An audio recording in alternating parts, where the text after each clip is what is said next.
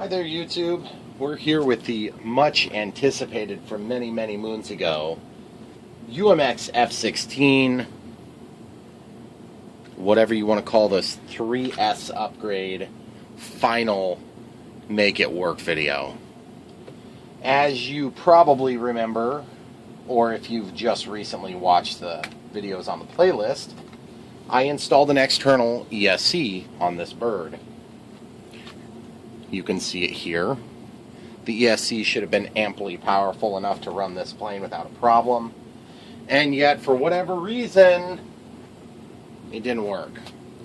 And it was super annoying.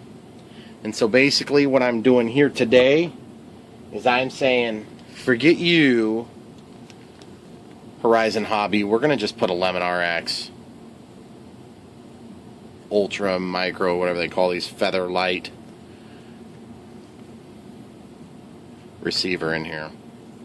And what that means for us is that we're going to compromise AS3X, which really stinks because AS3X does make plays an important part on this plane's performance. So we're going to find out how critical it really was, because we're going to be losing it shortly. So anyway, I just wanted to let you guys follow along in this process. And so we're going to just go ahead and dive right in. As you can see, this has been glued on by yours truly rather than taped on. So we're just going to peel that off. If you didn't already have that off there before, you basically need to peel it off, cut the tape, and then it should just come off with some sticky glue on there. You can see I took the signal line off of this AS3X board here. And it's going into the signal line of the receiver, the electronic speed control, which we're probably going to leave right where it is. And the cool thing about this Lemon RX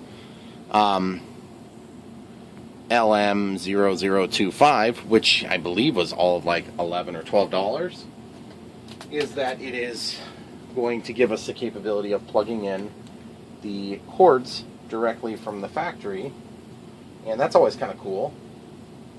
One less step to deal with later. And so I'm going to pop it out. It comes with a double-sided piece of adhesive. This is DSM-2, and it's basically gonna replace the DSM-X receiver here, and then of course we'll be depending wholly on the electronic speed control here. So if you'll look at this receiver real closely, which my guess is you won't be able to see it, there's a button for bind, and then the signal is over here, but these things are keyed anyway. And it looks like this is, it looks like H or A1, all aileron, elevator, gear, throttle, and auxiliary, rudder. Okay, cool. So what I'm going to do is I'm going to go ahead and start unplugging things here. The first thing we should be able to do is more or less peel up the wire that had come from our signal line here. And what I would like to do is I'd like to make this so that I can use it again on another application. And since I have a solder joint back here behind the electronic speed control, probably take an X-Acto knife with a flat blade like this just to get in here and pop that free. Looks like I use CA. For easy removal at some point here.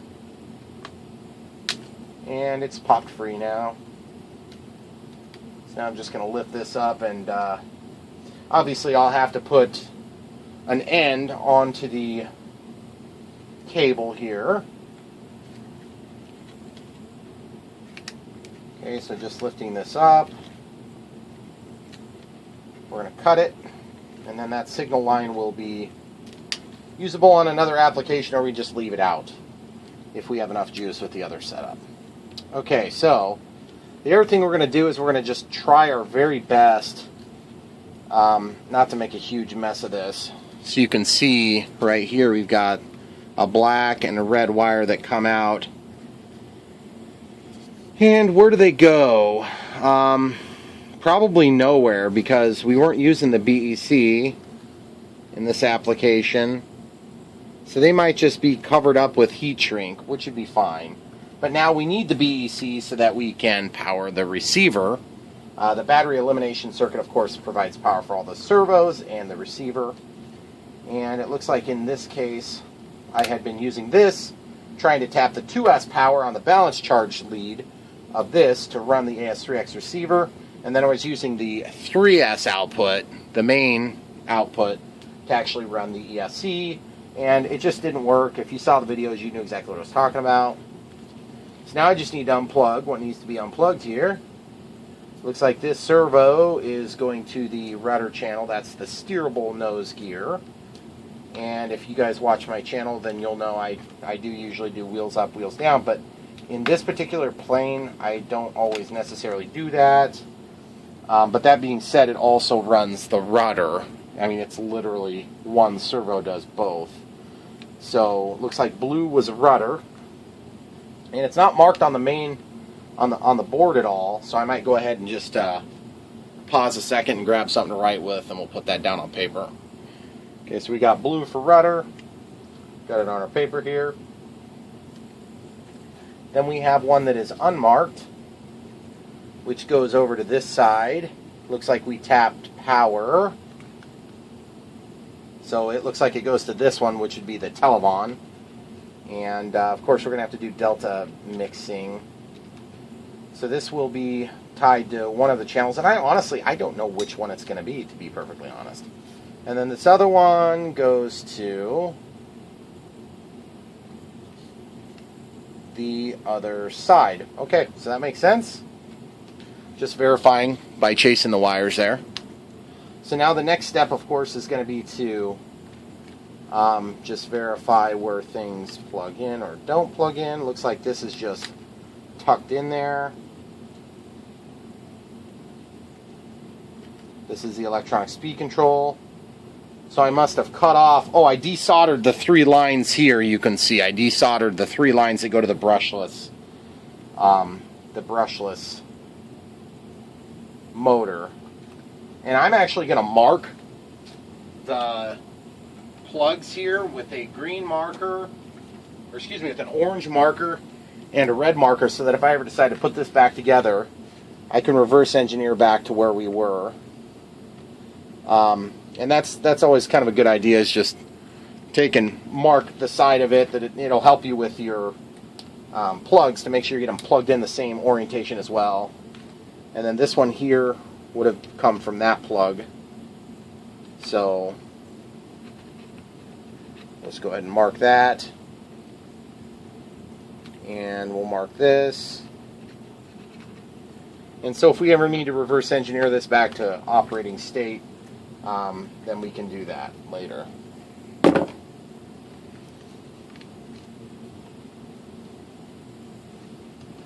The other thing is, if we ever decide to use this little AS3X receiver for another little plane, at this point it looks like we had the mixing set up in the actual receiver.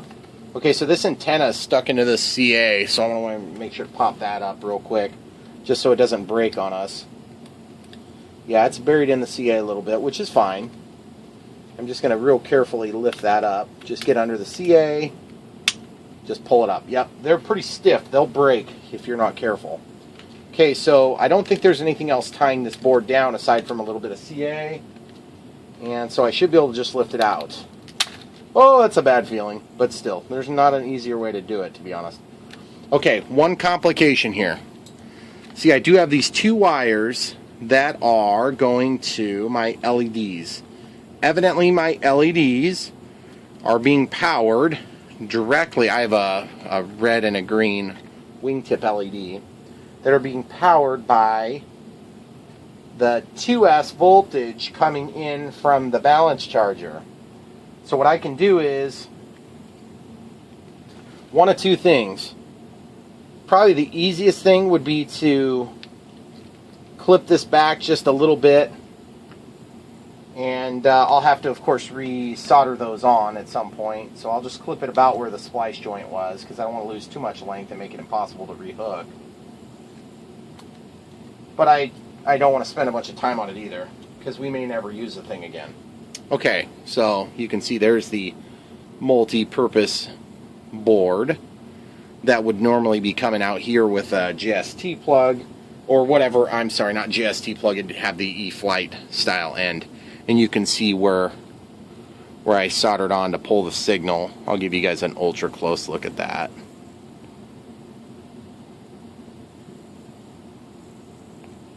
Of course, there's CA on top of that.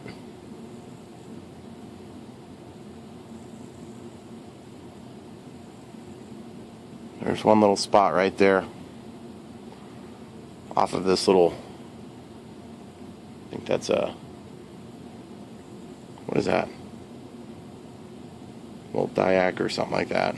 But either way, that's where you can tap off and get the signal output, your pulse width modulation for throttle.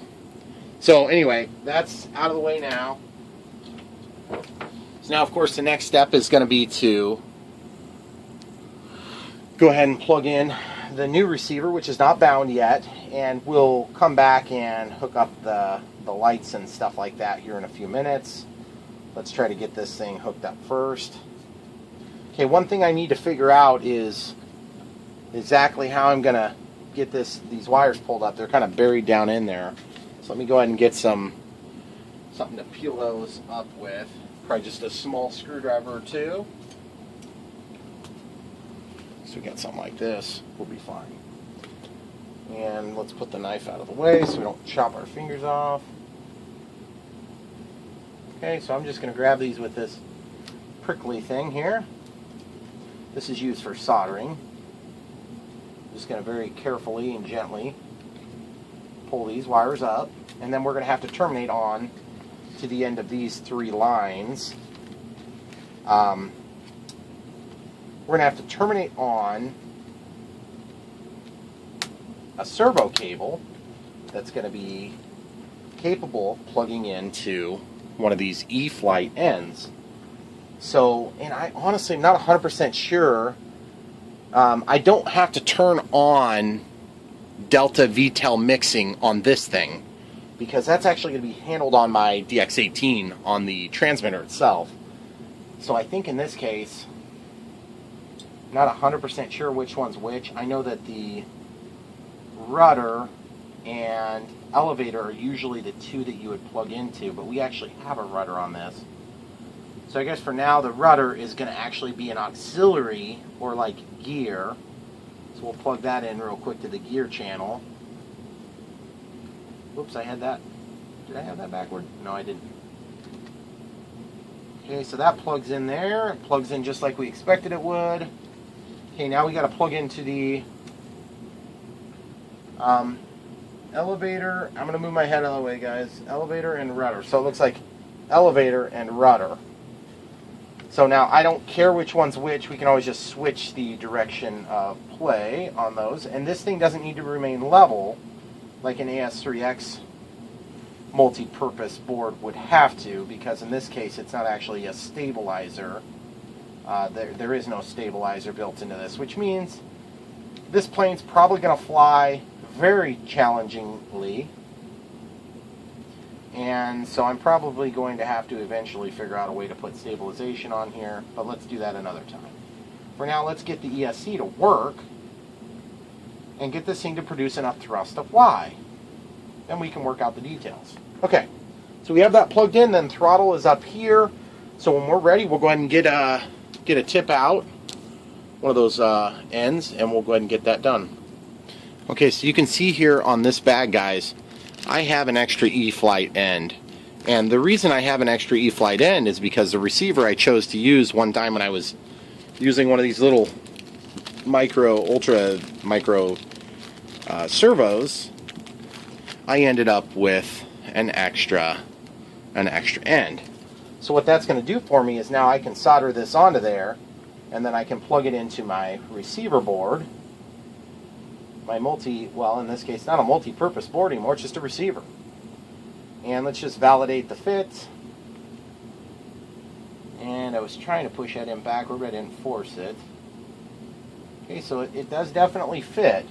So the only complication there is that I don't quite have enough length to get this over there. But in this event, I can actually move things around a little bit just because I can now. So that's kind of nice. So I may go ahead and move this back here just for the simple fact that these things can now be tucked back here. I haven't worked out all the details on placement of all the electronic gear yet, but as you can imagine, I don't have to necessarily have it up here like I did before. So a couple things that need to be considered as we move forward. One, I need to terminate these 3 lines, and these little micro plugs are just like other Spectrum plugs. From what I understand, the transmit would be, the signal line would be the orange line, and then the brown would be ground and the red would be power. So that should be easy enough to transmit. We'll do power on red and black to the orange and brown, and then we'll do white over to orange for our signal. So let me get that going. Let me get the wire stripped back. We'll get the soldering iron hot. Okay, so I've got the wires on this little 3-pin plug. They're tinned and ready to be hooked up to the electronic speed control here. So now you could also open up the speed control and go straight onto the board, but I'm not feeling quite that lucky today, so I'm not going to be doing that. So now the second half of the equation, of course, is to get these wires prepped, get them tinned, and get them ready to hook up. So now, what I was mentioning before is just the length of this cable is going to be a little bit prohibitive on where I can put everything, but I'm hoping to have it all up here. You got to keep in mind though that this inlet, this air inlet on this F16, it comes up here, and this bulge up here is actually the top of the inlet. So if you wanted, you could actually hypothetically have this ESC poke down into the air inlet. The trouble is then you're going to turbulate the air really bad on the way through this thing. So whether or not that's going to make an impact on the quality of flight, I don't know. I don't want to find out I was wrong though. So I am going to go ahead and probably extend these wires just maybe 2 inches and grab some small wire for that. And meaning like really pretty small wire, but not so dinky that it's impossible to work with. This is the stuff I use for my LED projects a lot of times. So I'm going to get that stuff prepped. So for these super small wires, guys, I'm going to use this Hobby King. It's a 1mm heat shrink. It's really hard to heat shrink small cables like this. If you have trouble doing it, sometimes it's easier to just put a little CA over it. Just make sure you cover the whole joint and stagger your solder joints so they can't touch one another. Alright, so guys, what I got here so far is I got 2 of 3 wires complete on the connection from the little E-flight end here. I slide over my heat shrink, and you can see it's a very tight fit as it is. But once you get that thing slid down, when you do your soldering joint, just make sure you don't do a knot like I would normally do. You'll want to actually just do a side-by-side solder joint, which I'm not a big fan of because it's weaker. There's not much mechanical strength there. But the idea is in order to get that heat shrink over, when you got smaller heat shrink like this, you got to compromise somewhere. There you go. So then that heat shrink will help to provide a little bit of strength and integrity of that joint. So one other tip as you're working, because these wires are white, white, and white, you can take your regular marker and you can chase the orange one, and you can just mark it orange somewhere toward the end. And then, of course, you can take your red marker and you can mark red and black, and then that'll give you a quick reference so that when you're trying to solder together, it gives you just one little extra added layer of protection against making a simple mistake when you're soldering. And it's not like that's going to totally prevent any issues, but it'll at least give you somewhere to go with. So I'm going to go ahead and solder the electronic speed control now, doing the same process, and we'll come right back to you. Okay guys, so there you have it. We got our 3 connection points. Black to black here, or brown to black, orange to red, red to red, and then orange to white, and that'll give us our signal there. And if you didn't already know what I was using for an ESC, it's a Hobby King 10 amp, rated for up to 3S LiPo linear BEC with a 1 amp max, which should be plenty for this little thing. So anyway, now that we've got that done, we can go ahead and plug that in here, and that'll get us power into the receiver, provided we do everything right for binding. We should be able to get this thing running, test everything, and then we can go ahead and get the LEDs relanded. So we're just going to plug this back in. This is just our plug for the ESC there. Okay, so we're going to turn on the radio. I'm not 100% sure if I'm going to make a brand new setup for this or not, but I guess one could do that. So I'll go in here, system setup, yes, model select. I do have an F16 in here already, but why don't I just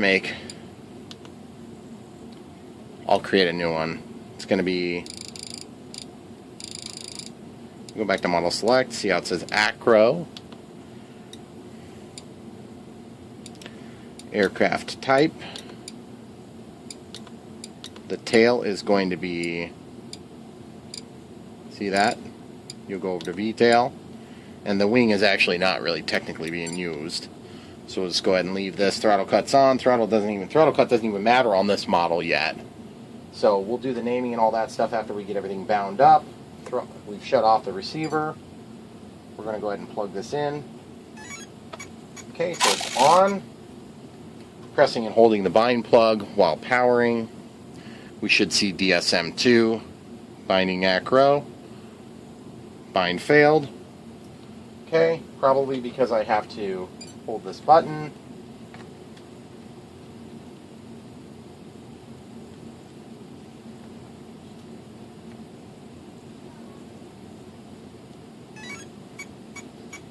Okay, so I plugged it in. Press and hold this button, press and hold that button, power it up.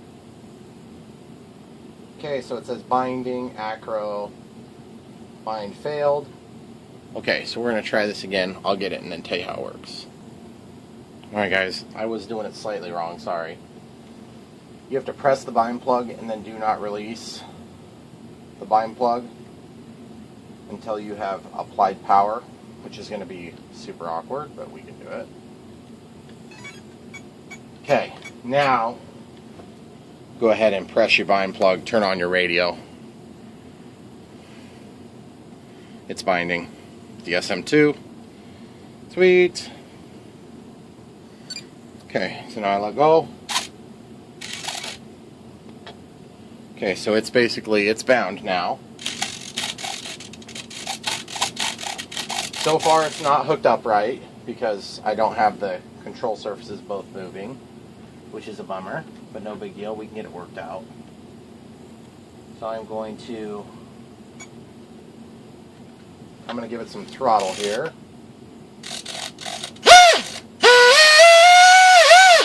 Okay, so it's running. So now let's keep continuing on this process.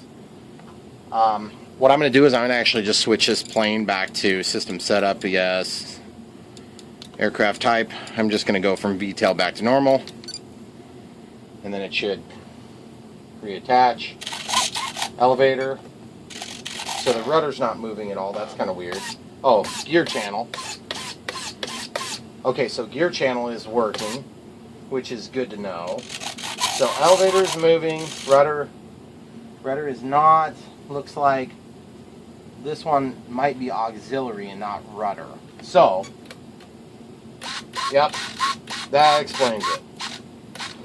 So I just have this plugged into the wrong one because I couldn't quite see, and it looks like the rudder is over one position. So I'm just going to unplug that servo lead. I'm going to plug it into the rudder plug, which is the same orientation. Okay, so that's plugged in. So rudder, elevator. Okay, so now I'm going to go back to system setup, aircraft type, change this to V-tail. Okay, so it comes back from Okay. So the rudder. Okay, so we have the channels mixed up right now, it looks like. So we'll have to go ahead and unplug this. And then unplug this. And then just switch them. And then at least that will get us in the ballpark. Okay. In my experience with Delta configuration and all these different types of setups, it's better to just guess and check than to try to worry about. Okay, so we don't quite have it right, but we do have it set up, so now we can at least test things. Okay, now we can test throttle. Okay, so throttle cut is not even set up yet.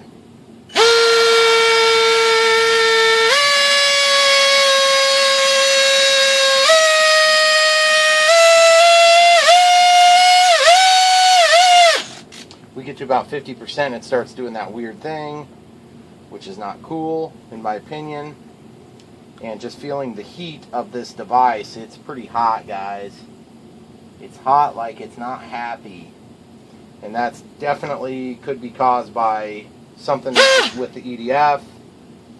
But this reminds me of what we had happening before. Definitely not producing very much thrust. So I have to assume maybe there's something not quite right somewhere else, which is a bummer because we took out the other electronics thinking that would take care of this problem, but it hasn't. So I guess now I got to do some more investigation. But this seems to be the project of failure for me. So I'm going to play with it for a minute. I'll come right back with you if I have some answers. Alright guys, so real quick setup, aircraft type. We want to go for elevons on this one, and then the tail would be normal. So going back to the main menu, I also went into my servo setup and I went over to reverse. I reversed the right aileron and the rudder, and that gives us elevator up, elevator down, roll left, roll right, rudder, rudder, and then everything like that. So now I just need to figure out why this thing sucks so bad. Maybe we don't have enough power on this unit. It is getting quite warm. Maybe it's just at the top of its capabilities, being that we're running a little 3S pack on here.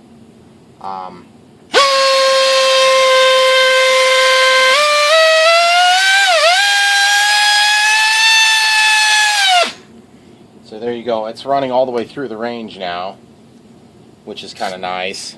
But this thing is getting quite warm, quite toasty, in fact. So I'm just wondering if I need to figure out how to put a bigger ESC in here, or what exactly the deal is.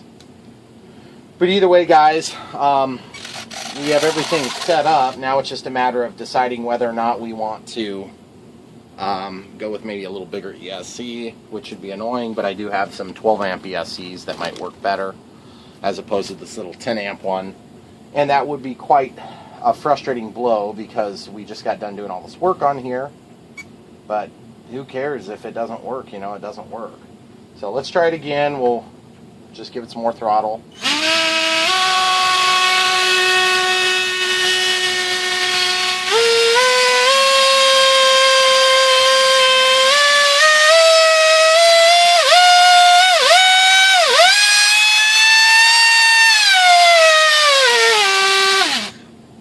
So as you can see, it is running now, but it's more a matter of just extreme inefficiency because of an out of balance fan on this device, on this electronic speed control, or excuse me, on this EDF. So we'll have to wait and see if this ends up working out well, but just wanted to show you the progress so far today. And I'll keep you appraised of it. Hopefully we can get a flight video a little later. And I just want to thank you for watching. Don't forget to like and subscribe. And if you go on to Lemon RX, of course, they have this manual. I just printed off quickly. And it shows you right here the process for binding it. Just in review, you press the button while powering it up. Then you can go ahead and let go of the button once you're done plugging in your battery.